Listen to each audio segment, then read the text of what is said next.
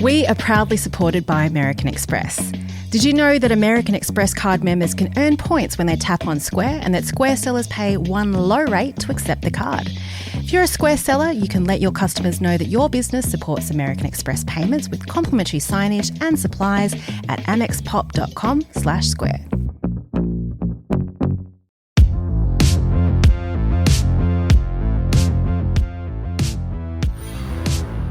Yeah, I remember talking to the team that night. I cried. I cried in front of them. What I would not do, and write this down, put it in highlight, don't do it. We made so many mistakes that we're always going to make. Don't let Lorenzo measure the store. Messina should have been broke twice. It sent me to the wall twice, right? And you have to try it. You have to just roll the dice. I think you have to take those risks. This is Callroom Confessional, a podcast by Square. In this series, we're offering hospo business owners a place to confess their problems. With some expert help, we're going to try and solve them. I'm Melissa Leong. I've been a writer, culinary critic and TV judge. Today I'm having a pint with Martin Rehak, who co-owns Bridges Belgian Dining with his wife, head chef Delphine. They're struggling to manage staff and food waste in a boom and bust tourism area. Let's hear their story.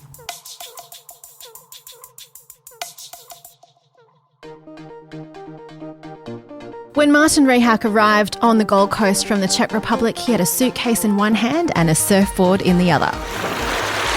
It was 2013. So originally the plan was to come in here, stay maybe for 2 years and just enjoy the life and save money and then keep travelling. That is not what happened. Martin got swept into the Queensland hospitality scene and was soon managing successful restaurants. And when he met his Belgian colleague Delphine, his life changed again. They got married, had children, then they had an idea. I was slowly burning out and felt quite helpless.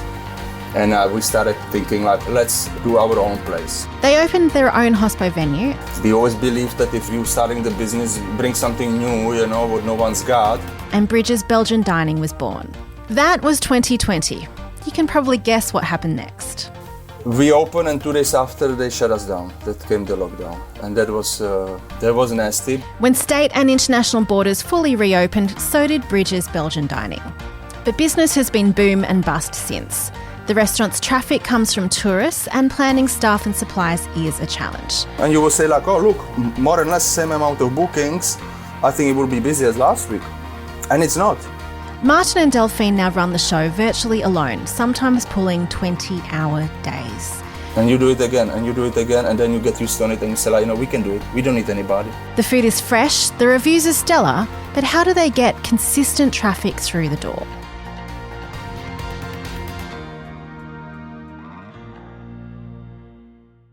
Welcome to the show, Martin. It's great to meet you. Nice to meet you too. So we've just heard a little bit about Bridges. So you run front of house while your wife is the chef, is that right? Yes. Do you want to talk about that relationship dynamic in life and in business? It is good. It tells you a lot about yourself because at the same time, it is not just me and her, at the restaurant. We also having 3 kids and we both working in hospitality all our lives. And I think for our children, it is just good to see, how hard you gotta work. Yeah. It is just good. So it's life. I think it's really a wonderful example to be setting for your kids. I mean, you guys, between the two of you running the restaurant front of house and back of house, you pull extraordinary hours.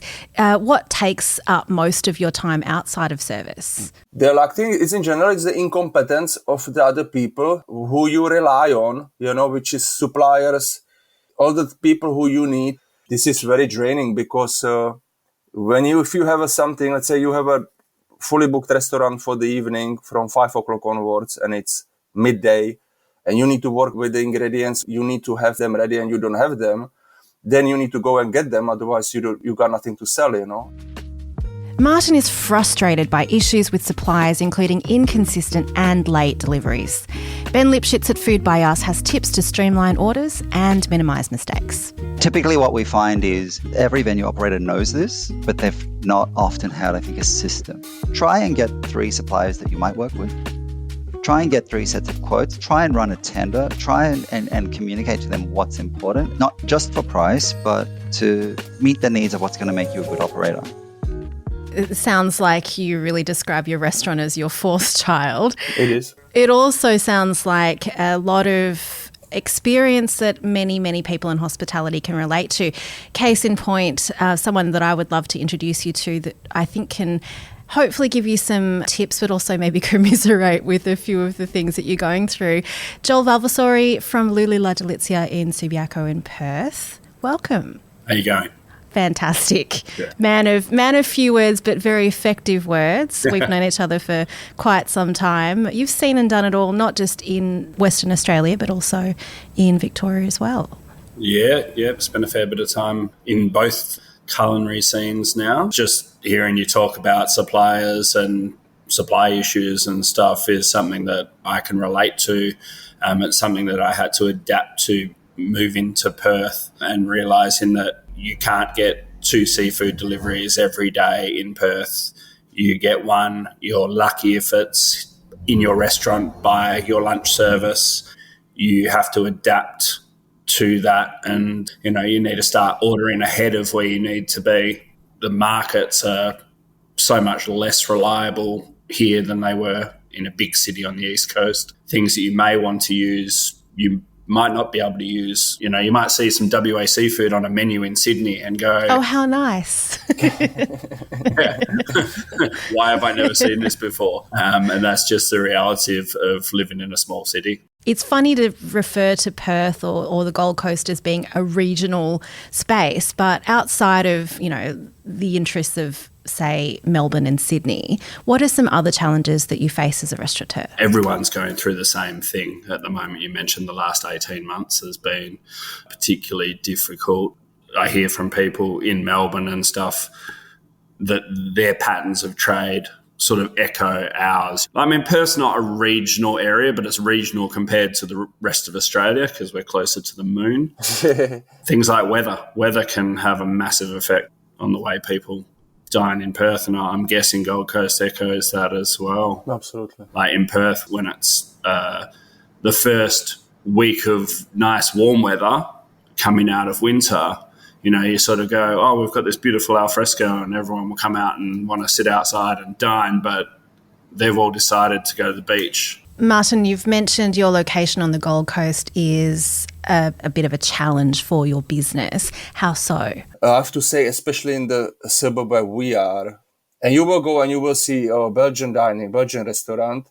I would say the majority of the people will go, oh, I don't know what it is, but I know what is fish and chips, and I will know what is hamburger, I know what is smashed avocado with poached eggs, and I go and I get it. Then you have, as Joel mentioned, the weather, massive impact on what it is. Like we had this winter, I wouldn't even call it winter on Gold Coast, but then suddenly it warmed up for 2 weeks, and it was like you have this pack of bears sleeping during the winter, they don't go out, they don't eat, and then it's winter's over and let's go out to eat.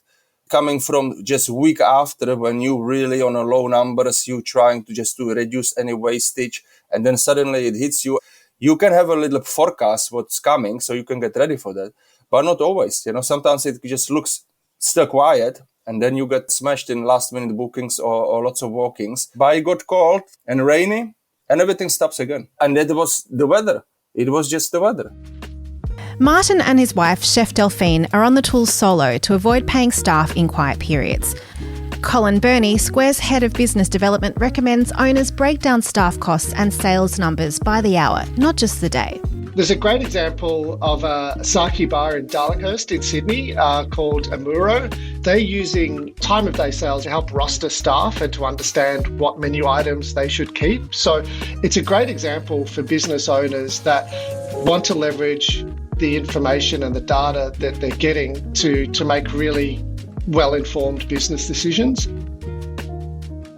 I would love for you to explain to people who aren't familiar with Belgian cuisine, what is so special about your cuisine? What is the special? The cuisine is the major flag of the cuisine is the mussels, the steamed mussels. Especially if we go inland and we go off the coast, it is lots of slow cooked, as we do slow cooked meatballs. It's a lots of work with the seafood, in different way. Gravy, chips are massive, especially like with the chips. It is funny to see, like if we say chips, such a simple thing, But you do a little bit of work with that and you can actually, you can get something very unique. I mean, you had me at best chips on the coast. That sounds like a strapline ready to go.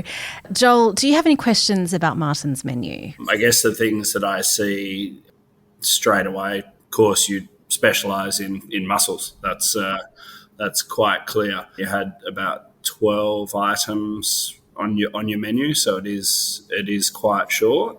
From that, you had 4 mussels and 2 kinds of meatballs. So that's already taken up half your menu. I like to have a fresh products and a good quality products and have a less than just have 60 pages of beef, pork, poultry, hamburgers, pasta, pizza, everything, but nothing is fresh and nothing is done well. I think you had, about 5-6 desserts in there as well? Yes, I think there is 6 desserts. There's a couple of appetizers, the croquettes, which they're taking big part as well. So looking at a menu, and I know what my percentages are roughly on sales of desserts for starters. Desserts don't make up a very high percentage of your actual sales. You'll probably find that it's very low, as in like 4% kind of realm of your total sales. Dedicating so much menu space and effort in the kitchen to producing desserts is probably not the best use of your time, but also takes away from space on the menu to offer other things from the Belgian cuisine that might be of interest to customers. Yeah. Most customers don't come in for dessert. Like at Lulu's here, we've only ever had 2 desserts and they've basically been the same almost since we opened, with I think 1 change in there, which we then reverted back after my mum complained that I took her favourite dessert off. So we've got 2 desserts, we've got 1 little pastry, and we've got a cheese, and that's it. Stay with us as we dig deep into some of the issues Martin is trying to tackle. This podcast is thanks to Square. Hospitality has enough on their plate. Square builds business tools that help hospo businesses like yours run smoothly.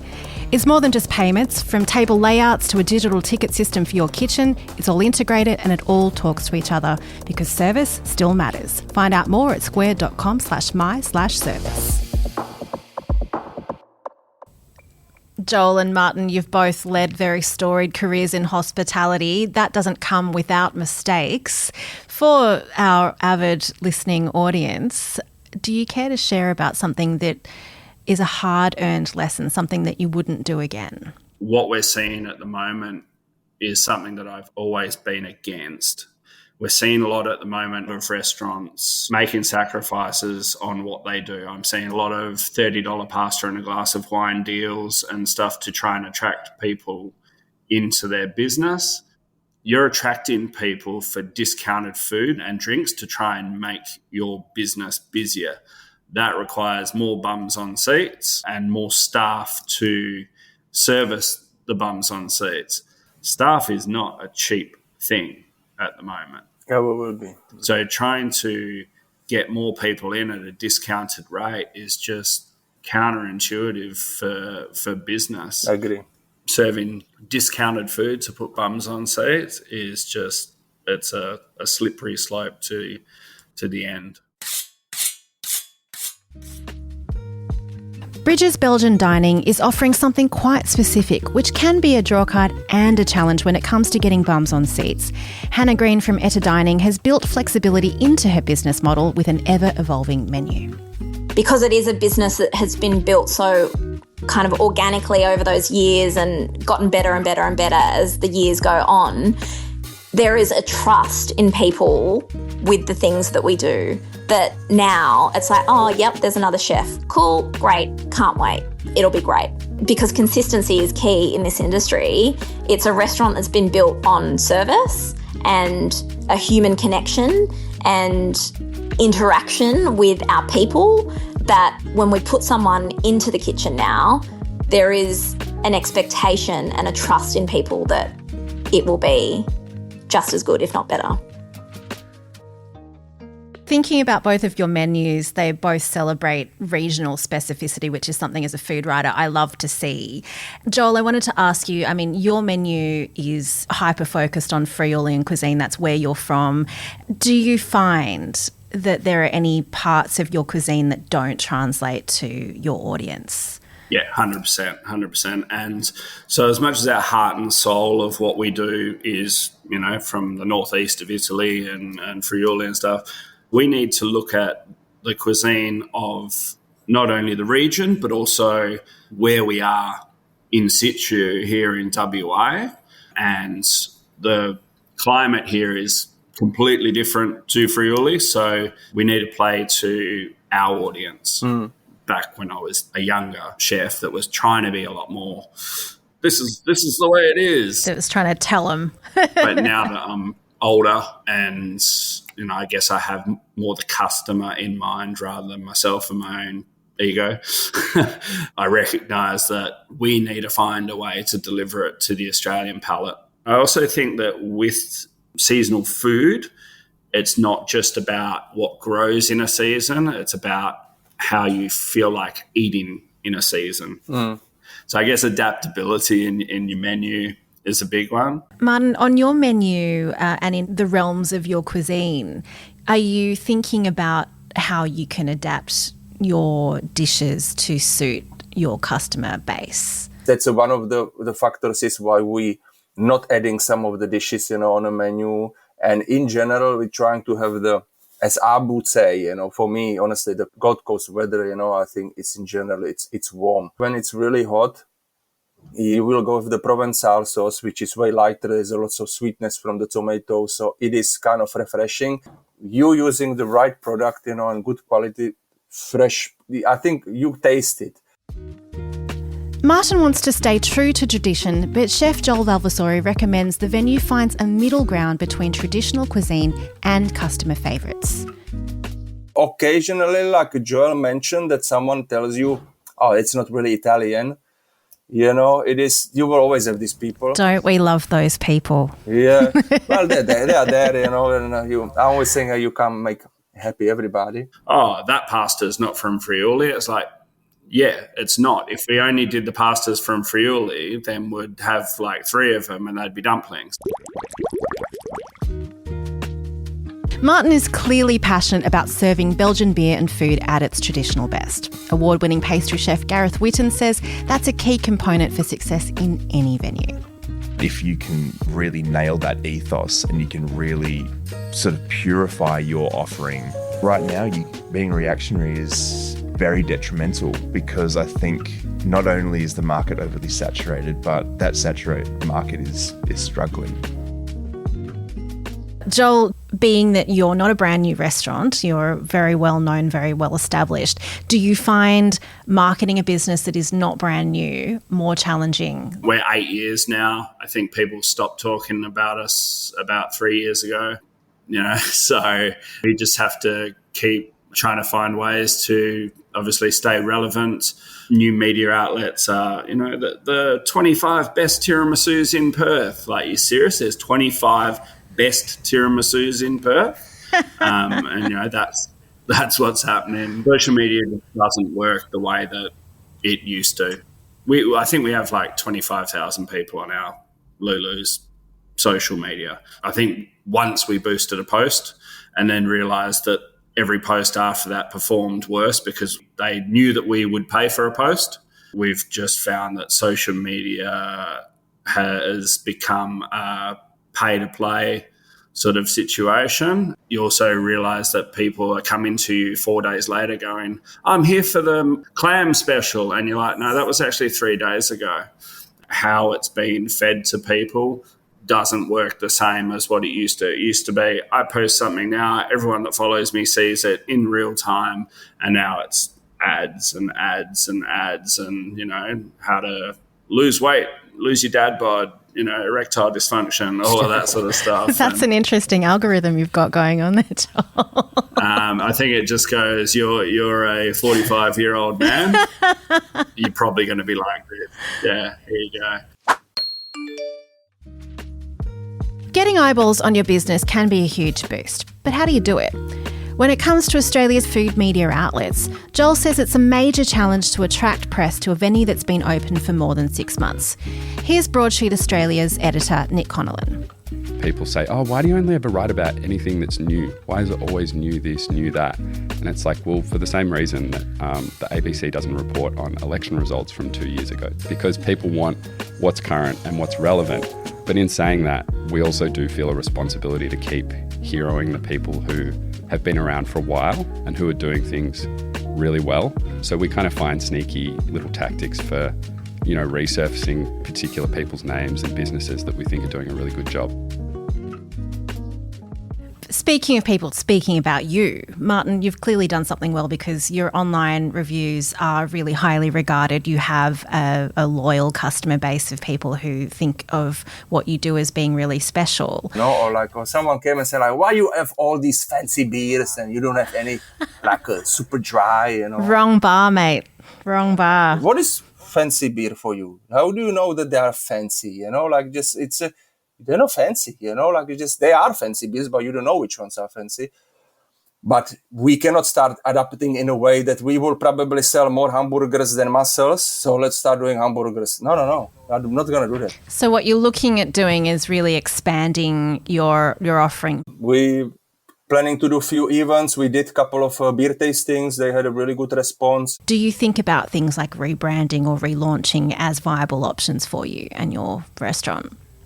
Yes, we do. There is a few things where I'm planning to edit on. Online selling the beers, because we're having a beers and we bringing the beers, what no one's got. So you order on the website, this is the beer, you will order the beer just for the pickup.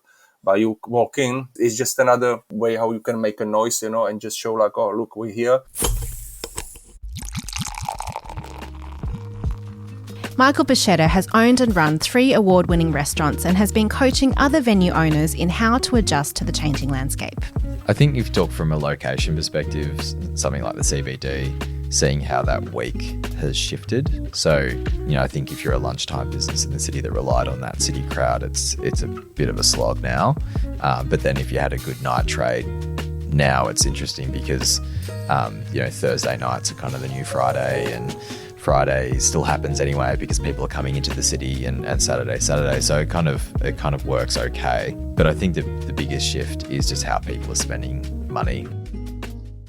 How would you compare the clientele in Melbourne and clientele in Perth? Yeah, so we moved to Perth because I'm originally from Perth, and did it suit the cuisine that I was cooking back in Melbourne? Not so much. It was coming out of some sort of 1970s culinary slumber, and there was a sense of a breath of fresh air coming into the dine-in scene at the time. So I was lucky to come at a time where I could be a big part of that. I think it's quite saturated now as far as restaurants go. So there's always businesses falling over and there's always new ones starting. If you ever were to move to Perth, you'd have to be prepared to approach things very differently to if you were to go to Melbourne.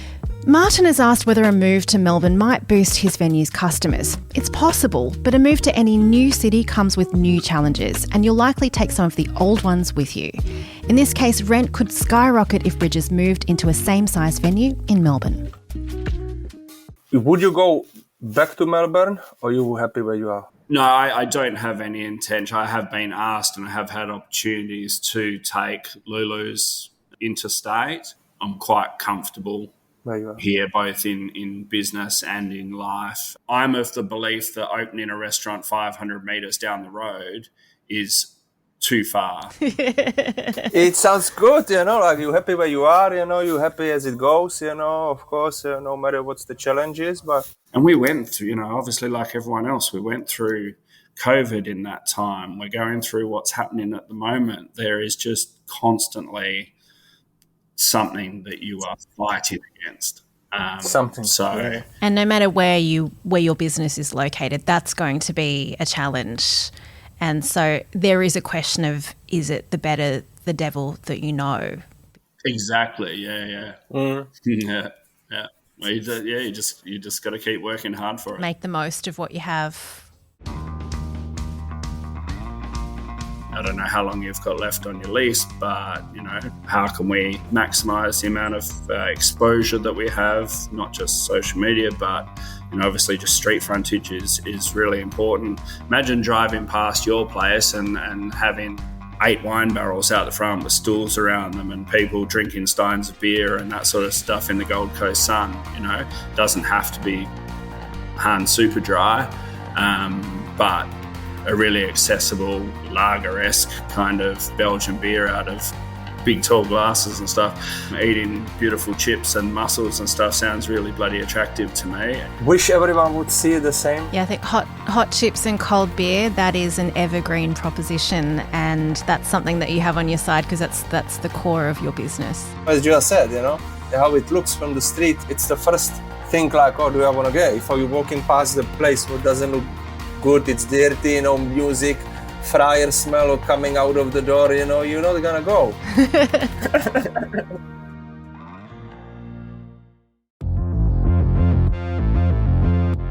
To recap, Joel's advice is to reduce the number of desserts on a restaurant's menu in favour of higher margin meals. Make your venue work before thinking about moving. And consider the local climate, culture, and of course customers when you're serving regional dishes. Thank you so much, Martin and Joel. Thank you. No worries, thanks for having me. Coming up next on Cool Room Confessional. We've tried so many things over the years and they've been spectacular failures. They're amazing for about 15 minutes and everyone's talking about it and it's great. And then everyone just goes back to ordering a scoop of gelato and that's it. We are proudly supported by American Express.